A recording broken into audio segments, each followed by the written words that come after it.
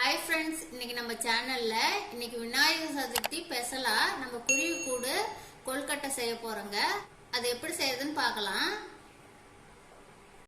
இப்போ கொல்கட்டை செய்யறதுக்கு அடுப்பு பத்த வச்சுக்கலாங்க. இந்த மாதிரி ஒரு பாத்திரம் வச்சுக்கலாம்.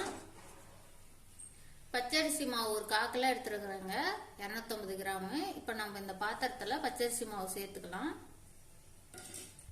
அடுப்பு சிம்மில் வச்சுட்டு லைட்டா நம்ம பச்சரிசி மாவை வறுத்து எடுத்துக்கலாம். இப்போ லைட்டா மாவு வறுத்தாச்சுங்க, நம்ம அடுப்பு ஆஃப் பண்ணிட்டு இறக்கலாம். இப்போ பச்சரிசி மாவு பாருங்க வறுத்துட்டு வந்தாச்சு. இது கூடவே நம்ம உப்பு 1 ஸ்பூன் சேர்த்துக்கலாம்.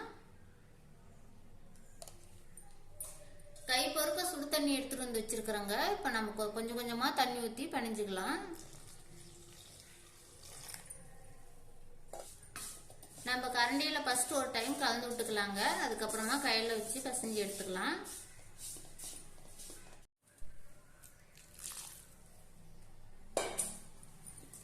இப்போ நம்ம கையில நல்லா பிசைஞ்சு எடுத்துக்கலாங்க.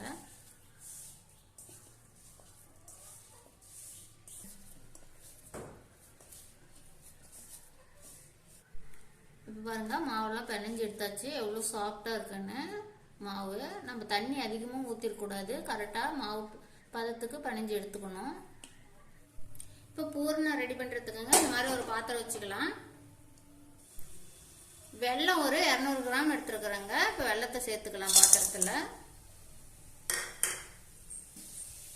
தேவையான அளவு தண்ணி சேர்த்துக்கலாம், அதிகம் சேர்க்க வேணாங்க. சேர்த்துட்டு நல்லா கிளறி விட்டுக்கலாங்க. வெல்லம்லாம் நல்லா கரைஞ்சி வரும். இப்போ பாருங்க வெல்லம்லாம் நல்லா கரைஞ்சி பாகாயிடுச்சு. நம்ம இப்போ அடுப்பு ஆஃப் பண்ணிட்டு இதை வடிகட்டி எடுத்துக்கலாம்.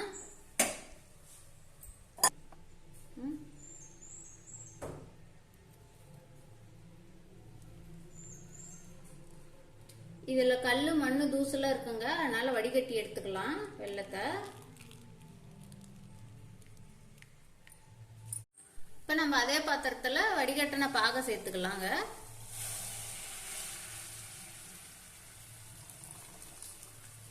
இப்போ பாகெல்லாம் பாருங்க நல்லா கொதிச்சிருச்சு திருப்பியும். இப்போ நம்ம தேங்காய் சேர்த்துக்கலாம்.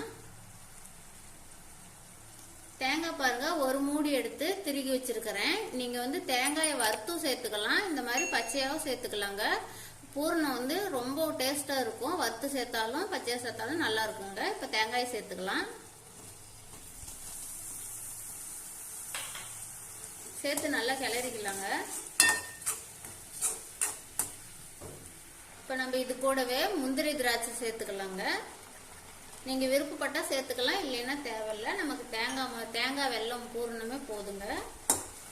இப்போ எல்லாத்தையும் சேர்த்து நல்லா கிளறிக்கலாம்.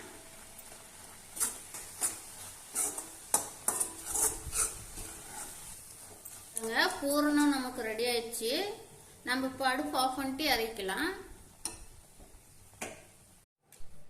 இப்போ நம்ம புதுசா குருவி கூடு கொல்கட்டை செய்ய போறோங்க. அது எப்படி செய்யுதுன்னு பார்க்கலாம். மாவு கொஞ்சமா எடுத்துக்கலாம். கொஞ்சமா எடுத்துக்கிட்டு நல்லா உருட்டிக்கலாங்க. பாரு மாவுல கொஞ்சம் கூட விரிசலே இல்லை. இப்போ இந்த மாவு இப்படி கையில் வச்சுக்கிட்டுங்க நம்ம இப்படி பெருவரல வச்சு நல்லா உள்ள அழுத்தி எடுத்துக்கலாம்.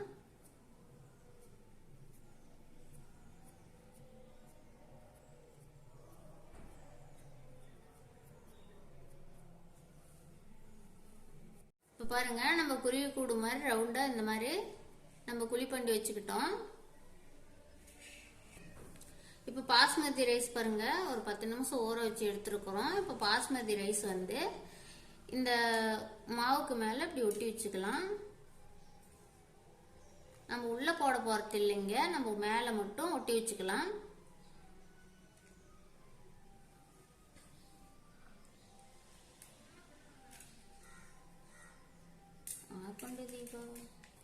பாருங்க பாஸ்மதி ரைஸ் எல்லாம் நம்ம மாவோட சேர்த்து நல்லா ஒட்டி வச்சாச்சு.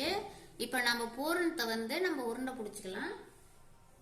இப்ப நம்ம இந்த மாதிரி உருண்டை பிடிச்சிட்டுங்க நம்ம இந்த உருண்டைய மாவுக்குள்ள வச்சுக்கலாம்.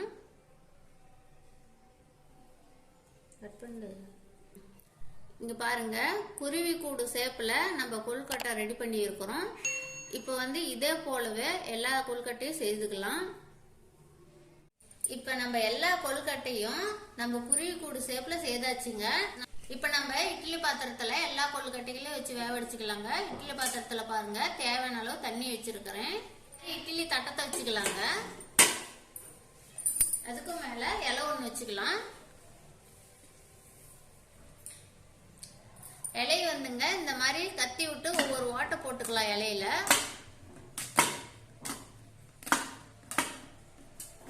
இப்ப நம்ம செய்து வச்சிருக்கிற எல்லா கொழுக்கட்டைகளும் நம்ம இலையில மாத்திக்கலாம், சேர்த்துக்கலாம்.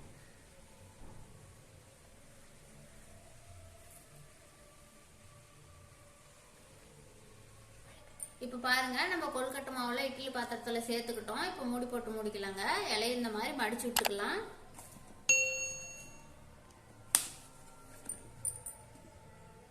மடிச்சு விட்டுட்டு நம்ம இட்லி பாத்திரத்தை வச்சு மூடிக்கலாங்க.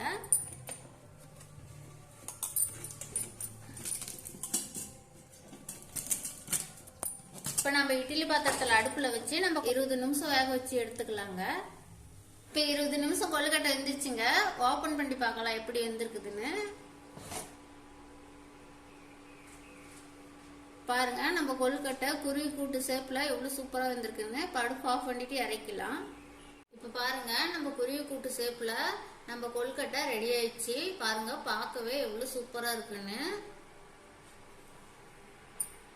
இந்த மாதிரி குருவி கூடு கொழுக்கட்டை நீங்களும் செய்து பாருங்க, ரொம்ப டேஸ்டா இருக்கும். இந்த வீடியோ பிடிச்சிருந்தா லைக் பண்ணுங்க, கமெண்ட் பண்ணுங்க, ஷேர் பண்ணுங்க. மறக்காம எங்க சேனலுக்கு சப்ஸ்கிரைப் பண்ணுங்க.